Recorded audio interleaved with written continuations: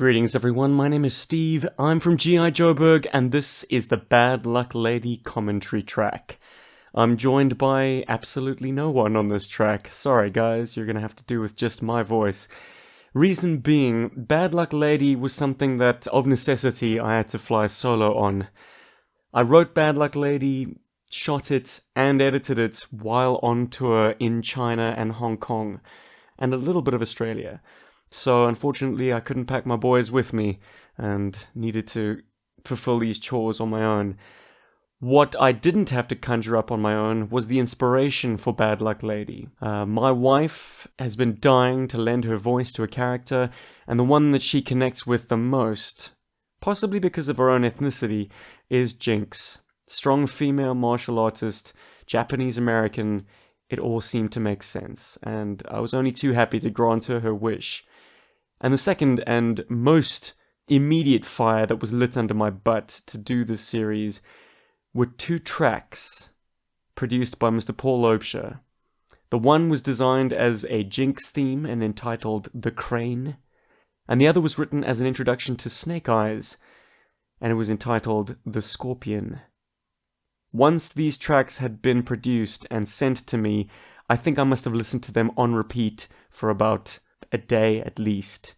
And immediately thereafter, as soon as the sun had set, I set about shooting the first bit of footage of Jinx skulking around the city after dark. It was the perfect team-up of a foreign land, a unique figure and backstory, and a great track to set it to. Without further ado, let's roll Bad Luck Lady.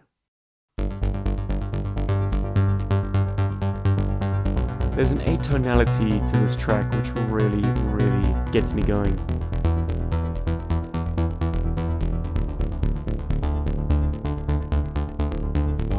That sound. It's quite unique. I don't know where Paul got it from, but it's inspired stuff. We're now cruising through the streets of various locales in China. Changsha, Chongqing. This is designed as a bit of backstory. Jinx is in China searching for Snake Eyes, so by day she walks among the people, but by night she dons her ceremonial uniform and takes to the streets. Here's our protagonist, guys. Kimberly Arashikage, or Kimberly Storm Shadow.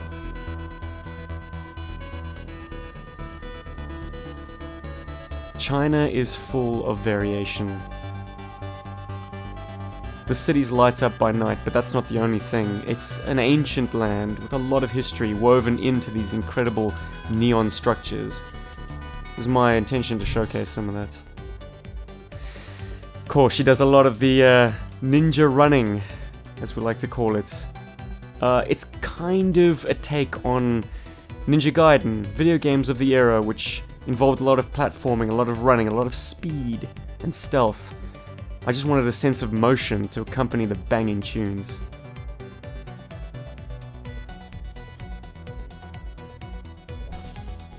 This all came together quite nicely as well. It was completely by accident that she runs off into the distance through this long grass. And as we tilt up,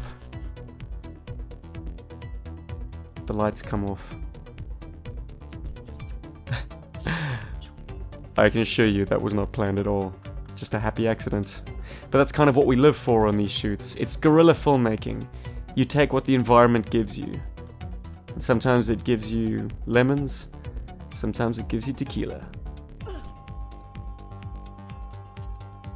I recorded Kim while I was in Australia, not fully knowing what I would need from her, but fortunately I got plenty of additional Foley. Just her doing grunts and falls and impacts.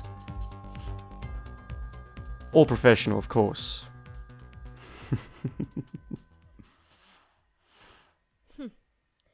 I have mastered the ear that sees.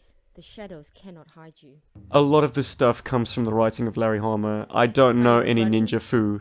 It all comes from reading the comic books. But here we have the man, ladies and gentlemen. The G.I. Joburg first introduction of Snake Eyes. I like the idea that he's kind of his own agent. The mute angle never really played well when he's in the back of a squad. But here in China, he's working alone. He's got his own intrigues, his own way of doing things. But Jinx has managed to track him down. We learn later on that he's been a busy man in these parts, so I guess to a trained ninja master like Kim, Arashikage, she just had to follow the signs. Why are they charging each other? Well, how do you have a dialogue with a mute man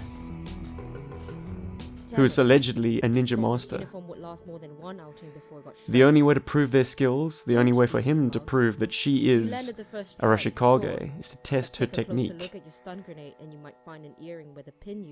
Snake Eyes is the superior swordsman, but Jinx uses guile and finesse and sleight of hand to remove the pin from one of his grenades. Fortunately, it didn't go off. I guess the spoon is held in by the bandolier. And I hope she promptly returned it to him. We reach Snake Eyes' bolt hole, or hideout, or safe house.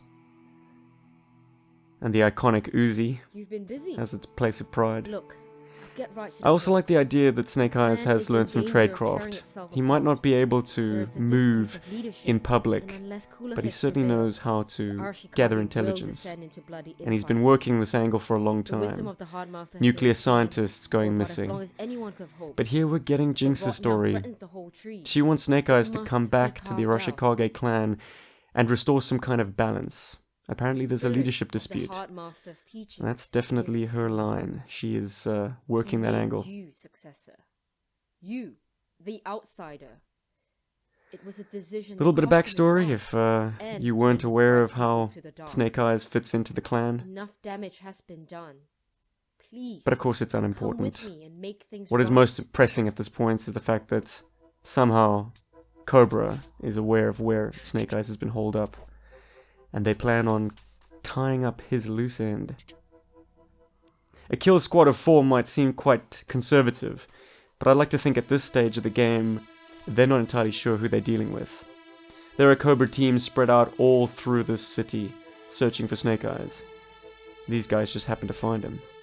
And before they can call in backup, well, the inevitable happens.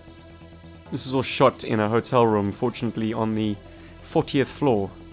Nice and high. It was the highest I got to stay on that tour. All the other apartments were a little bit closer to the ground, so I guess I got lucky and got this footage while I could.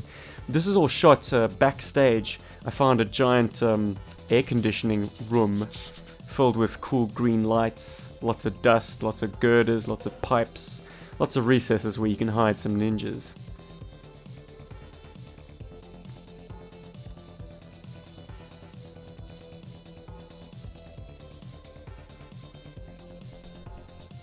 Cunning little use of Snake Eyes' grapple launcher. Lethal and effective. But nothing's quite as lethal as a katana to the back of the neck. If there's anything that I regret is not using machine gun foley. Just getting an ear-splitting real machine gun sound instead of using the old mouth, but hey man, what you gonna do? That's the charm of these things. It's a brutal way for a Televiper to go, but no prisoners, unfortunately. And let's not lose sight of the fact that Cobra were the aggressors in this situation. I guess sometimes the moral high ground is still important to argue, but who knows. I like to think that these guys all occupy the grey area. Ninjas and death squads. There aren't any good guys in this situation. And now it's a fight for survival for the Cobra Elite. He's good. But will he be good enough to survive this? Snake Eyes doesn't have much range on his Uzi. But he does know how to blend into the shadows. As does Jinx.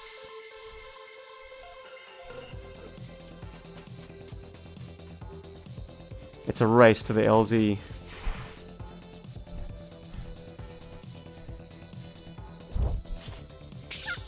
like the idea that this is not cut and dry.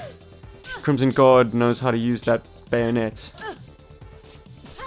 Jinx got lucky there, and he's about to gun her down when he gets drilled. His body armor is up to the task of most of that ammunition, but not up to the task of that blade. And one from the back, just to be sure. Grisly way to go. I got chased off this rooftop by security guards. I guess I was chancing it. They didn't quite like the idea of some lone westerner messing around on the rooftop. No matter how innocent, I guess it's not the most trustworthy position to be in.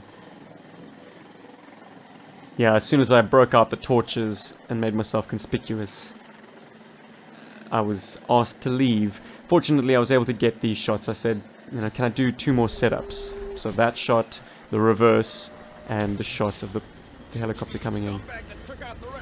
This was shot in the back of a Star Wars toy. It's the Juggernaut, or Turbo Tank, if you want to call it that.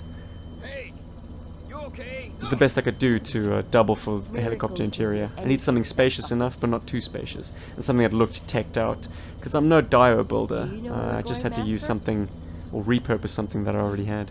Go to China, they said. Track down the Silent Master, they said. Galactic Dimension, terrorists with machine guns. Nice delivery there, Kim. She's not a trained voice actor, ladies and gentlemen. She is, in fact, a medical professional. She does a damn fine job of getting that snarky, late teen, early 20-something ninjutsu master. She seems like she knows everything, but she's about to get schooled. Tomax and Zaymot, I love the idea of these characters possessing a yin and yang type character. The one is all fiery, and the other is slightly reticent. I made the more reticent one the scarred brother, Zaymot, and he was voiced by a colleague of mine named Ryan de Villiers. He's got a flair for the dramatic, I'll give him that. I like the fact that they have different life experiences. The one was scarred somehow, and it has shaped the way he behaves. The other is all business, all action. He's always on the front foot. So in my retelling, these guys argue and argue often. If they both had the same character, if they both finished each other's sentences, essentially you're creating clones. You're making 2 people that speak with the same voice, that have the same character. And that immediately becomes less interesting to me. No offense to the Sunbow characterization. Now we've jumped back in time. A very mysterious briefing chamber with a lone operative. Something that shaped the story of Bad Luck Lady was the action figures that I had to hand while I was in China. I did not have many, and most of them came from a single source, a gentleman named Andrew Creech, MC DJ ACDC, here on YouTube. I can determine nuclear preparedness, sure. The man set me up with Bazooka, so I immediately decided I needed a storyline that involved Bazooka. There was a tidbit in his file card that mentions he is a weapons expert qualified all the way up to tactical nukes. That kind of shaped the way this storyline went. And our deed cover guy, codenamed Snake Eyes. Couldn't very well have him order anything from the tray, so the only other thing he could do in the plane was maybe recline. Fortunately, it worked out nicely. The forced perspective shots did work. Of course, a lot of them didn't, and they all wound up on the cutting room floor, but we don't talk about those. Also, I didn't have a Hawk figure for the briefing, so you'll see he never makes an appearance on camera. Instead, it's a shadowy figure, and that shadowy figure is none other than Night Force Psych Out. This track was actually just a filler. I was waiting for Paul to produce something akin to the Enter the Dragon theme, but by the end of it, we both decided nothing really could take the place of this classic track. So copyright infringement be damned. YouTube won't pay us a cent for this video, but we don't care. We needed a little bit of classic Lalo Schifrin.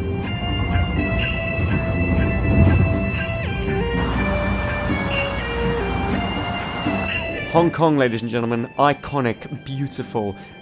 It just so happened I watched The Man with the Golden Gun this evening, and it was very rewarding to see these same shots replicated all those years ago by Guy Hamilton.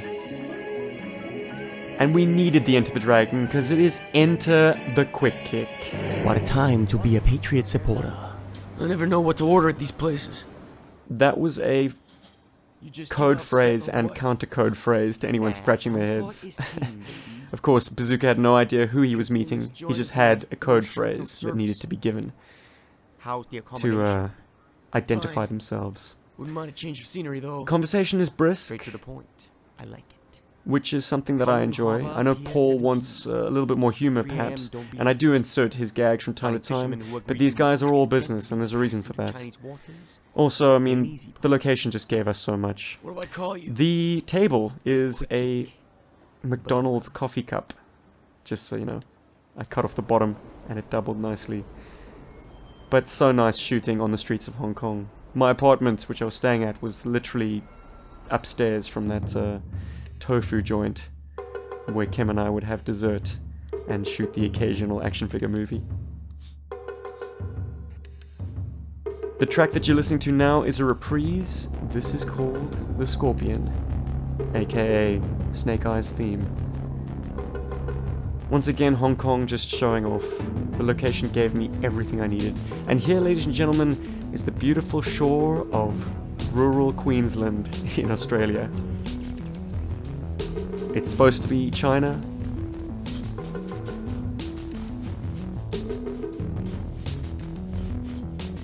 You're gonna battle to find this kind of swampiness without endangering your life in the PRC.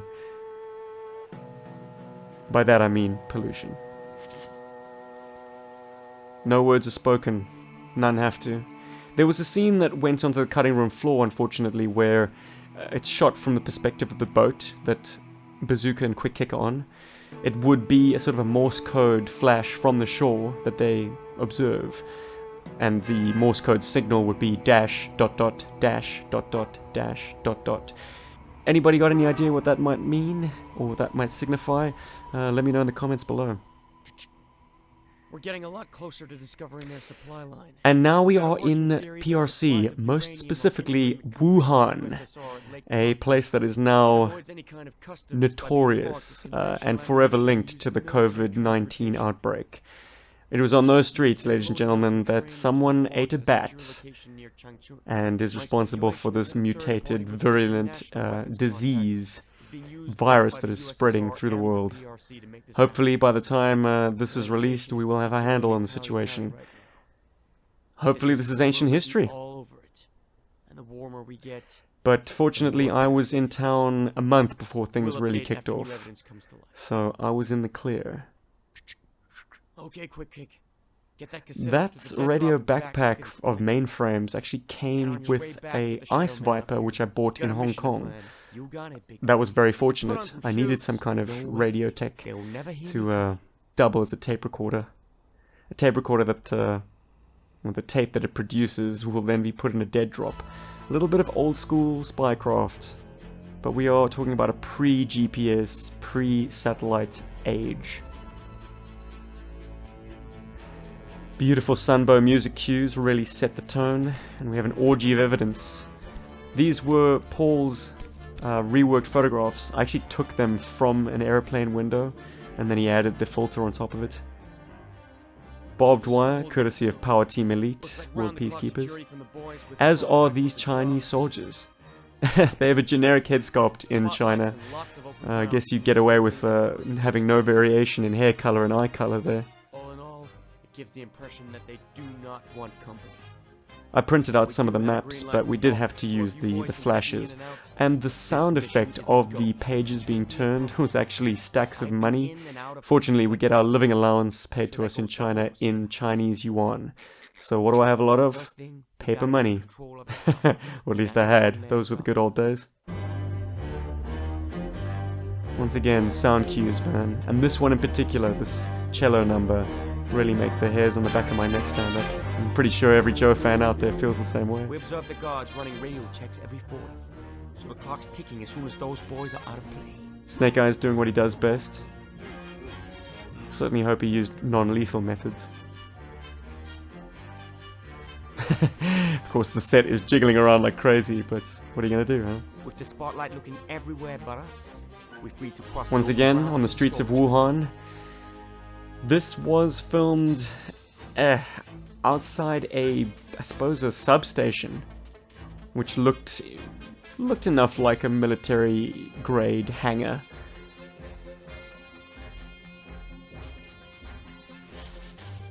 I was pretty much in a CCTV blind spot this whole time, because I did not want to get any unwanted attention. So I was quite economical in terms of how far I spread out. I was very mindful of where the cameras were looking, because, like I say, it's embarrassing and annoying to be intercepted by security personnel and told to leave when you've only got half the shoot in the can. The heist is told sort of in voiceover. It's a trope that I like, and I've been wanting to make use of for a long time. You know, I couldn't have overt action, especially not with the limitations that I had. So a lot of it had to be suspenseful, a lot of it had to happen in voiceover, a lot of it had to happen cinematically instead of explosively.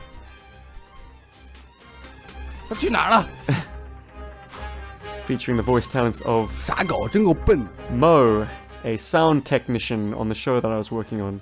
He was local staff, so his Mandarin was obviously bang on. In fact, he gave me two different reads. He gave me a more general Mandarin, and then a Beijing dialect. I wound up going with the Beijing dialect. Seemed a bit more aggressive.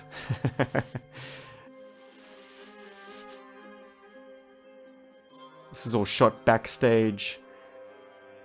Some of it looks convincing enough, some of it doesn't. I cut before you see the sort of load boxes that actually say Matilda the musical, but still, you know, what you gonna do? You use what you've got, right? I mean, there could be Intel lights in there, or there could be nuclear warheads. This is a box of, I think, an electric drill, but scaled up it might be just what we need. And hopefully the voiceover suggests enough. Of course, this was backstage while the performance was going on, so the stage is shaking this whole time. I hadn't realized how much the motion would be transmitted through the through the box and through the camera tripod. So it does seem like an earthquake is going on, but shaky cam, guys. It's an action movie trope, isn't it? That wasn't a Chinese gun. But that was. First one sounded like Snake's Uzi. Love me a close-up. It's something you don't see often enough in action figures. But these guys can be really, really expressive if you get up in there. Piece of the puzzle. I also like the idea that once Cobra make their arrival, it's a very dangerous situation for Bazooka. I mean, in my mind, or at least in the infancy of where we're at, in the sort of struggle between Cobra and G.I. Joe, these kind of skirmishes happen very infrequently. But when it does, it's all business. Go. Bazooka makes the sacrifice play. Quick Kick reluctantly leaves. Covering fire! Now, the 9mm ammunition spat out by that silenced MP5 I don't think is enough to penetrate Viper armor, so I'd like to think that the guy that hit the ground, he's gonna live. But we never really are conclusive on that point. He's kind of propped up there. Could be dead, could be alive. But one thing's for sure, the Crimson Guard is gonna take matters into his own hands.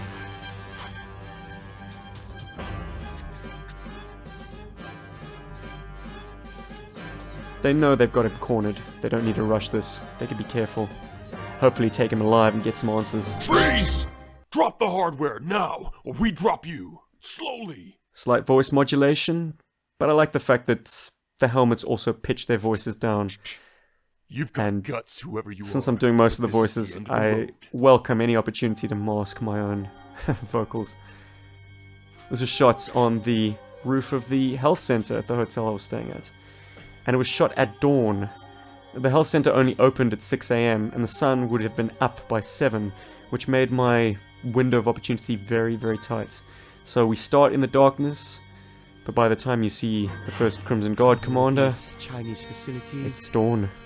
they never secure the rooftops. But the gloaming makes for a very atmospheric time for a duel. Quick Kick thinks he's got this guy made. Of course, he doesn't realize he's being taken from behind.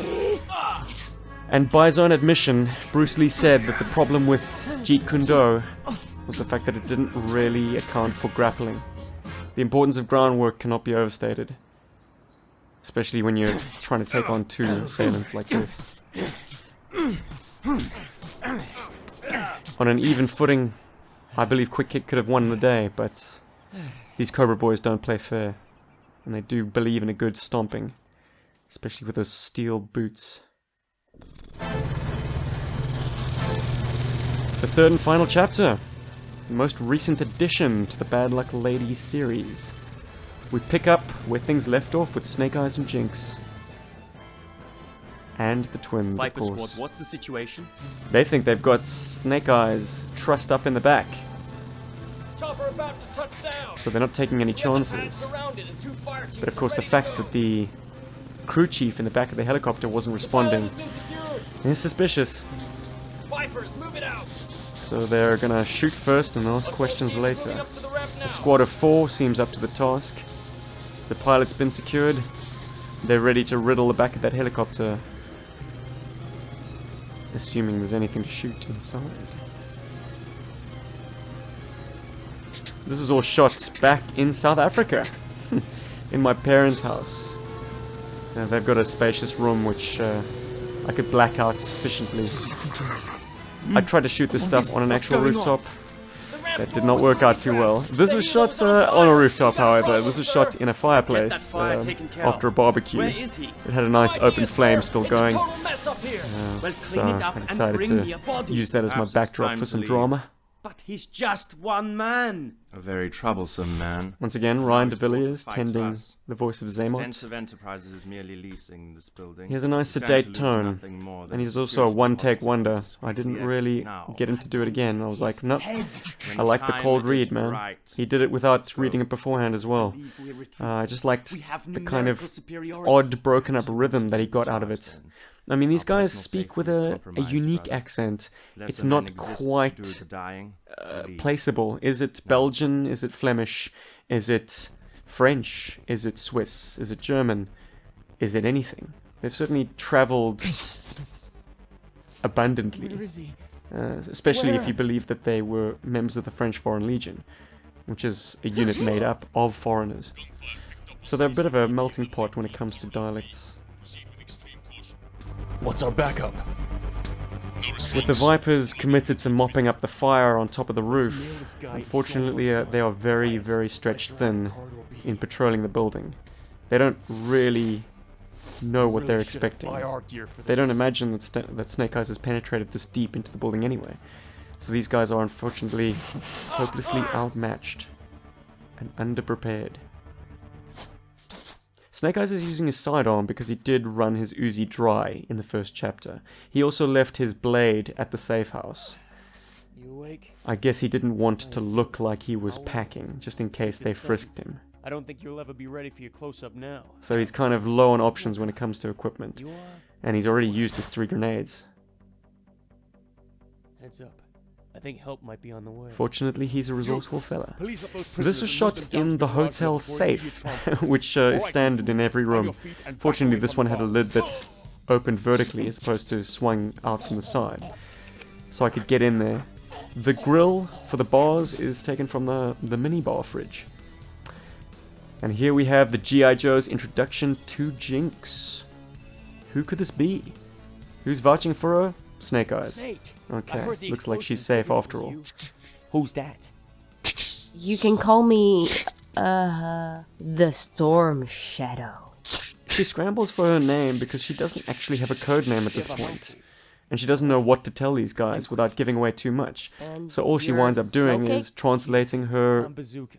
Japanese What's the exit surname strategy? into Base is English. going ballistic by the sounds. Kim Arashikage, Kim Storm Shadow. Gotcha. Don't know if you heard, Snakes, but the honchos of this operation were having us move to the underground garage for transport. If we hurry down, we might tag us some Class A bad guys. We're still pretty outnumbered here. We have the So the element mission of has all of a surprise. sudden become a quest to What's wrong, nab kid? Tomax and You sign up Zaymot. for the nifty pension plan? All of a sudden this has become a very, What's very funny important is a mission. Head wound. In an undisclosed tech room, a lone televiper is trying desperately to erase all information on the computer If you want to files. survive this, you keep your head down. 80s and your computer hands tropes, right where I ladies and can see gentlemen. This is a time Understood. before networked computers were really a thing. you. Attaboy. So everything was done. These guys started On in the hard race copy. sequence. You cancel it? Of course. Pop the drives, take whatever you can carry. Nice samurai swords. Lend me one? I like Forget the it. idea that Scared my Jinx technique is better than very yours? tech We savvy. survived this She's a little and bit I younger hope than you everyone call else, me and master, boy. maybe she grew up equal parts martial arts and equal parts computer tech. Kind of feeds into her usefulness as an intelligence operative, and therefore her usefulness to G.I. Joe. This whole section is trying to build a case for her being inducted into the team, because it is a very, very unorthodox way for someone to become a G.I. Joe. She's not a member of any branch of United States Armed Forces, and yet, by the end of this, we need to be convinced that she is every bit a part of the team. Hopefully this mission serves as her graduation exam. Just me, or does it feel like the lights came on and we're the only ones left on the dance floor? More forced perspective. Cobra's gone. I'm sure this place will be crawling with... And of course police Cobra's any gone, second now. and the Joes have to make Let's get themselves scarce scarce before we before succeed in trading law one enforcement person for arrives. another. There are real world The consequences to intel the this, Bazooka's guys. team provided was spotty. Sometimes you don't get the The bad boys guy. in the lab In were able to fact, piece together enough you very to give seldom us get the some bad pretty guy. damning information. But Mainframe? the You've all trail is received getting written warmer. reports. The two factors Hawk would like me to bring your attention to are This one, is a the snapshot location of Cobra's G.I. missile base Joe's in China. brains trust at And this two, stage, I'd say. after the Computer tech, dirty work the performed commander-in-chief, by Bazooka's team at the their storage personnel facility guy, and their office the building, armor we guy, know the that Air Cobra's Force guy, relations with China are and the shaky. weapons guy. Things are at a tipping point for Cobra's whole operation. It's their And job our to come up with a spooks in plan. Beijing believe at this stage all we need is a little shove. We have a presidential green light to rattle Cobra's good standing in China.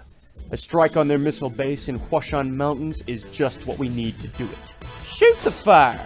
That whole region is a no-go, Hawk. And China's got sufficient air defense to make this a certified one-way trip. Things are heating up for Unless Cobra you at this got a point nifty anyway. 117 up your They sleeve have that ain't nobody been had a doing their break-in at their No. nuclear If weapons we're gonna storage do this, facility. we need to do it They've low also and lost slow. their corporate What have you got for us, facilities Steeler? to a raid. Down there now, we So, got a 3 dedicated strikes cold-weather and weapons Cobra is platform out. that has At the least that's range what to G.I. keep Joe within is banking striking on. distance. It Ladies can and be gentlemen, modified to the voice carry a talents of payload Mr. of Bart missiles that Simon. would certainly make a mess of things without having to red up a nuclear catastrophe. Shockwave Native from to G27. Pittsburgh. It Sorry, made Steeler, perfect I sense to figured have that him was voice Steeler. Might as well, Dan. All the ends are done now. This here's Fast Draw, new missile specialist who made the GI Bill while Bazooka was beating the living daylights out of China. He made some rather creative additions to the script as well, and I'm very grateful when you get a native speaker adding some nuances. Alright, science stuff. It has to be put in there. I mean, this is kind of a 1 in a million shot, and Fast Draw really needs to sell the rest of the Joes on the fact that this missile can make that shot. Blind position, make target acquisition at the top of its trajectory, cut the engines, and glide in. This effectively Essentially what gives he's the talking mission about is 1/3 being able to more range. shoot the missile We can get the blind. system over here in the valley It'll below. kind of We arc should its be way able to up make the over a shot. mountain Fact of the and matter into a is, we need valley. a man It with a only line of sight needs to paint the target. a laser designator, courtesy of this man. A solo operative inserted into the PRC to make the overland routes and get visual confirmation of Cobra's missile That base. man is an Olympic-class athlete, a survivalist, and possibly the best con man on the team. You give him any backup, and they'll only slow him down. Besides, I've got to get him out of the barracks or rock and roll might just take his head off. What's that all about? Something to do with Gung Ho's sister. I don't know. It's a 3-day hike from the sub drop. Duke has to talk him up. I mean, Route intersects one of the most it's popular incredible that tourist G.I. Joe attractions has in such depth I'm on all its for books. sightseeing. The Never man longer is an American Olympic-class soldier be athlete. conspicuous His on the Great discipline Wall of was China. biathlon. I'm That's disappointed a in combination geography, sport of Duke. cross-country That route skiing does and cross rifle the wall, shooting. sure. He's also a survivalist That and a section con hasn't been man. open to the public If there's for anyone over who can 50 make his years. way through unforgiving Have your guide terrain take a few tourist and maybe even snaps for barter us. with the locals for supplies, it's this guy. And here we have another case of footage meeting inspiration. I was on the Great Wall of China that day. I didn't know what I was doing, but I knew that I needed to get something out of it. So Snowjob came with me. It was freezing cold, but of course no snow that day. It was a very mild winter this year, unfortunately. More on that later. So Snowjob might look a little bit out of place, but trust me, ladies and gentlemen, he is chilly. And the inspiration that I speak of also came in the form of this track, another Paul Loebscher composition, this time entitled Cold Fire. And in case you're wondering, I did not have the wall to myself that day. It was actually full of tourists, but that, ladies and gentlemen, is the joy of editing. If any of those takes lasted a second longer, you'd see people in like red puffer jackets taking pictures. Little bit of a nugget that Duke gave us from the comic book series. Snowjob's in some trouble with rock and roll. And it has something to do with Gung Ho's sister. Move to the front of the class if you happen to know what that's all about. Matchbox to And Wolf drop it in the Alley. comments.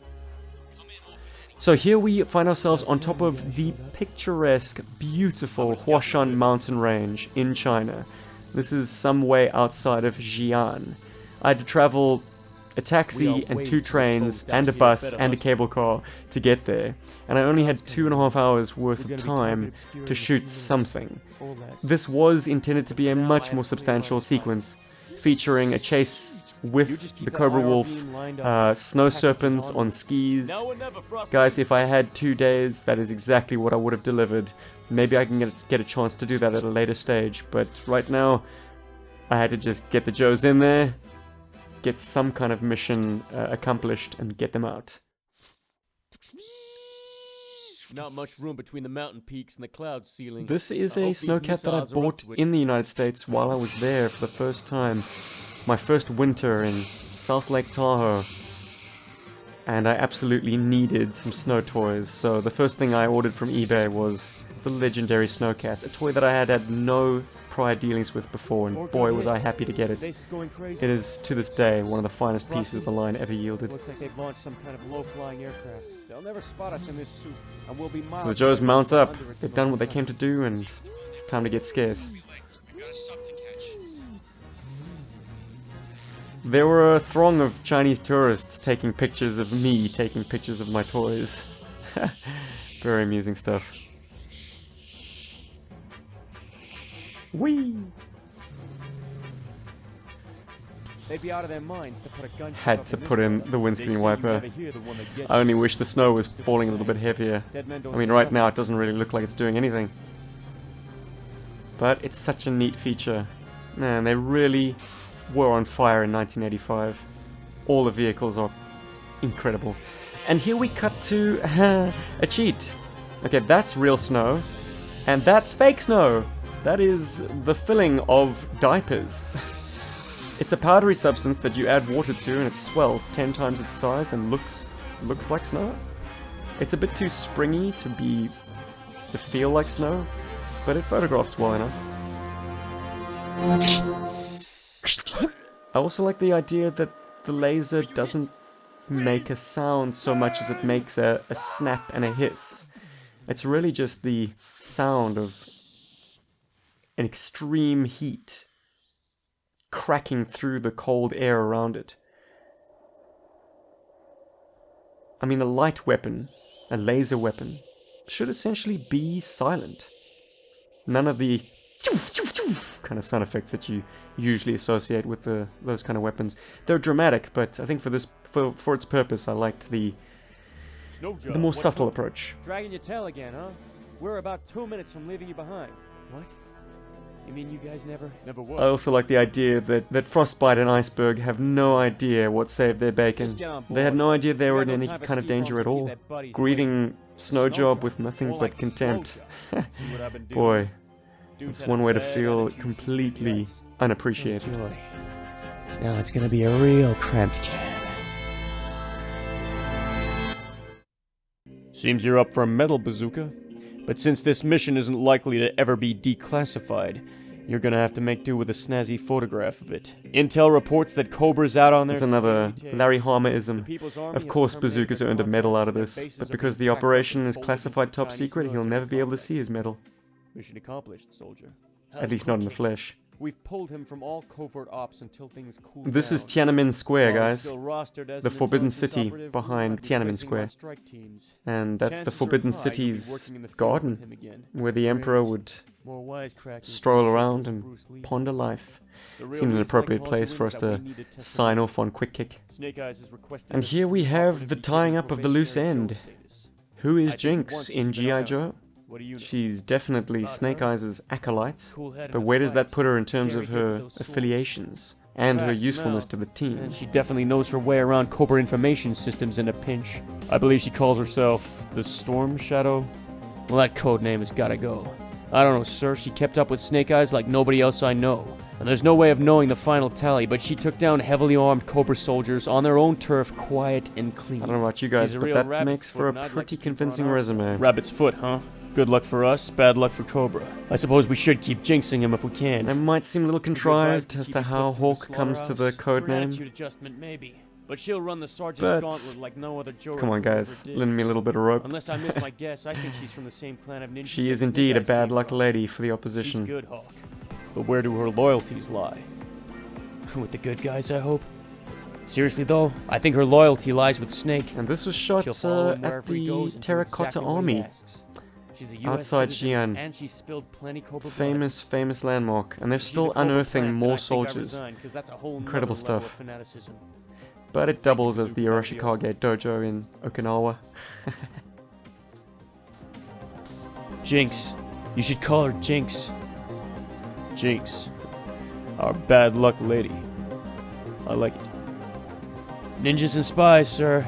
Things have come a long way from driving a tank in the 3rd Armor. Yo, Joe. Bazooka has total incredulity that he's now an intelligence operative with a successful mission under his belt. Things have indeed come a long way since driving a tank in the 3rd Armor. We end things as they began, with the crane, courtesy of Mr. Paul Loebscher. Kick-ass track, and a very fitting way to end. That's my wifey! Told you I'd put your name up in lights, baby. Chinese god. I cannot say that name, but we all called him Mo. He told us Mo was the last day of the week, so I just called him Sunday from then on. Figures from Andrew Creech and the all-important Snowjob figure from Scott Centofanti. Thanks, gents. Paul Loebscher was responsible for those scans, also for the thumbnails, the all-important promotional material for YouTube, and of course, the essential original music. Yeah, I chopped it up.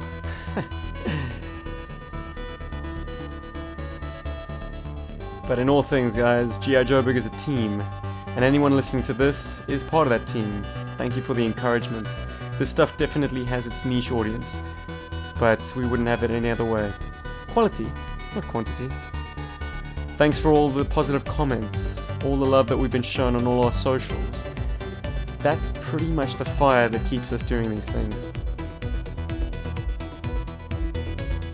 That and of course posterity. I love the idea of my playtimes now being kind of immortalized. It's important. I suggest it to everyone. I recommend it. If you've got a camera phone and you've got some toys, shoot something. Your little message in a bottle. It doesn't matter how slick it is. It doesn't matter how rough it looks. The love is evident. And true G.I. Joe fans, true fans of toys, will get it. Without any judgment. Anyway, I've yammered on enough. I've chewed your ears for about 45 minutes. If you've gotten this far, congratulations. Give us a like, give us a share, give us a subscribe if you feel so inclined. It always helps to get the word out. I love the following that we have, but if our videos can reach every potential audience member who would potentially love this stuff as much as you do, well, that would make me beyond happy. Thank you for watching, and yo Joburg.